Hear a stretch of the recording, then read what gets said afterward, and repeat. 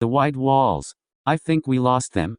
The three were looking back to where they came from. They were inside the rainforest. It was black dark inside and it was difficult to see anything, even their own hands, as the sun had set. The three moved together while holding each other's tails in the very black woods where reflective eyes of a few bats and phosphorus emitted by the insects as it touched the air would be seen that immediately disappeared as fast as it showed. The night creatures' voices were everywhere filling the dark woods. They stopped and rested on a large stone as they gasped for breath.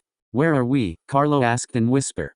I don't know, but I think we are in the heart of the rainforest, Cadio replied.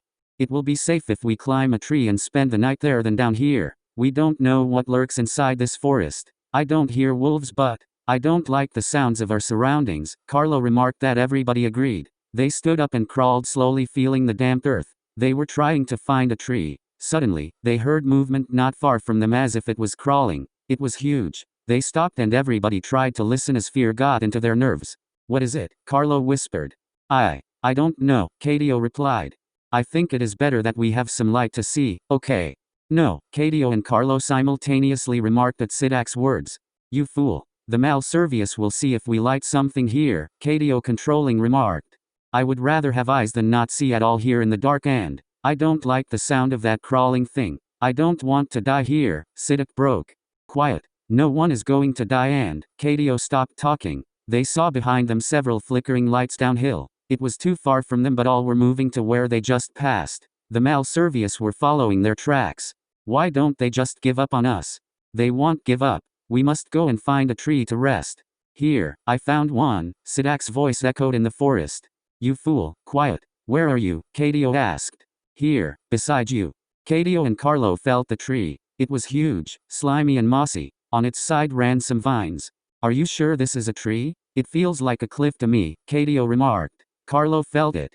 Whether this is a cliff or a tree, it does not matter. We must climb up this one. We can use the vines. It is not safe in the ground inside the rainforest, more so, not seeing anything around us. Carlo skillfully used the vines to climb up.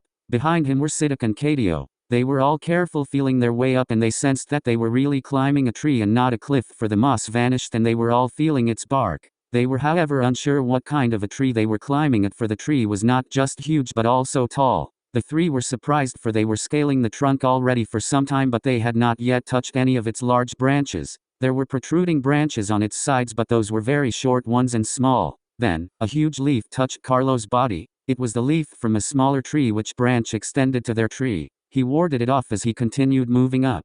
After passing several more outstretched large leaves and branches of other trees, the night sky emerged from their view. They saw their immediate surroundings in the clear sky.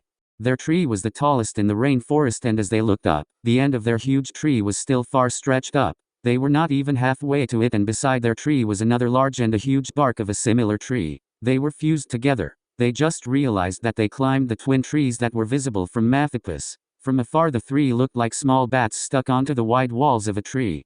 Hey, we don't need to climb this tree all the way up, right? We just need to rest, right? Sidak asked. Carlo looked at him from below. He smiled. Yes, we don't need to. It is just amazing to see the twin trees. They are beautiful, aren't they? Okay, let's just rest on that tree where we passed by, said Cadio. As they scaled down, Sidak, who was behind them, grabbed the branch of another tree. He hanged on as his weight was carried by it until the strong branch carried his full weight. Carlo and Cadio followed. They walked the extended branch that was becoming wider and wider until they reached its trunk. The tree was also huge but not as huge as the twin trees. They threw their tired bodies on the wide branch as they stared up to the sky that were sometimes showing and hiding as leaves swayed with the wind. They were all exhausted.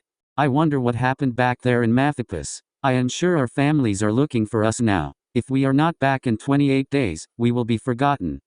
We cannot go back there anymore, Carlo. I just hope that the Malservius don't harm our families. I didn't like the Malservius since not because of how they look like but because I feel there is something evil in them. They do not mingle with us nor help out. They are just there, always watching over us. I told this to my father but my father just ignored me, saying that I should not judge them for how they are. Then, I would just keep silent each time he tells our history with them. Yes, we owe them back then, but I think the work and services that we did for them for years I believe were already enough as gratitude for their deed to us. I am not saying we are repaying our debt to them, and I am not sure if we should be really thankful for what they did to our grandfathers then. We tried for them to be part of us, but they didn't want to. All they ever wanted for us was to make their vest, cut some logs that we do not know where they use in the lake bed, and to work in the fortress by telling us it was necessary so we can be protected from other kinds. On the other hand, it looks like they just use other kinds that they painted as evil so we do what they wanted us to do. Were you not surprised with so many Malservius underneath the lake bed when spring came? As far as I remember, my grandfather told me that when they came to Mathipus, they were more than the Malservius. Now, they were several times larger than our population. I wonder how their numbers grew in time. My father could not answer me with that. He always shrugs each time and again and will tell me there are things that we should not try to understand. There are doors better left unopened, my son. I just shake my head always, said Cadio. I know. Cadio leaned forward from the tree and looked at Siddiq, who was beside Carlo, rubbing his hands. Carlo stayed leaning his back. He was closing his eyes and smiling as he expected Siddiq to come out with something. The Malservius have no left arm because they cut it and buried it someplace. Then, after some time, it grows and becomes a Malservia. Amazing. How did you know that? Don't tell me your bird told you again. I would like to have your bird then, Cadio annoyingly remarked. No, no, no, no. You can't have my bird. Because of my bird I have Mantha and Leva. I mean as friends. They like my bird so much and they play with it always. Besides, it is not my bird who told me that. No one did. I just thought it that way when I figured that the Malservius in the refinery looked the same. Once, I was there and I saw a different looking Malservia. He was with complete hands. The other Malservius were giving him instructions. He was new actually. The next day, he came and had no more left hand. He looked like Chaco, but only younger. It made me curious when I saw that Malservia and I forgot about it, but after some weeks when I went back inside the refinery, I saw another Malservia with complete hands who looked like the other one. He was new and the old Malservius there were giving him the same instructions as the first until several Malservius in the refinery looked like Chaco. I think that is how they make their numbers grow. They cut their left arm and maybe planted it until it becomes a full-grown Malservia in time like a tree.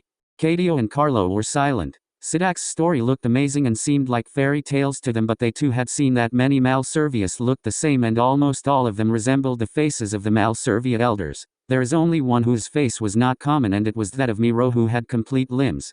You mean they populate by cutting their hands? I think so. Why would you cut your hand if it is not of great importance? Don't tell me because the others are doing it you would also follow. It's painful. I don't want to cut my hands, and for what? If not that way, can you think of other things? How the Malservius grow in numbers and why most of them look the same? They do not have females to bear a child to begin with like us. Therefore, they grew in numbers like plants. Their seeds need to be planted someplace or somewhere, and I am sure they do that. Carlo and Cadio were absorbing Sidak's words. They knew that Sidak may have been stupid and carefree at times. However, most of the time, Sidak was correct in his perception. They accepted that Sidak was a natural, and this new point of view about the Malservius was making them think. It was a possibility, they thought. The wind up from where they were made their weary eyes closed. Their bodies were tired from their adventures outside unknown lands. As they fell asleep, they did not feel the huge creature crawling below the rainforest then had started to curl up its body, moving up onto their tree. Go, went, gone. See, saw, seen, do, did, done. Give, gave, given.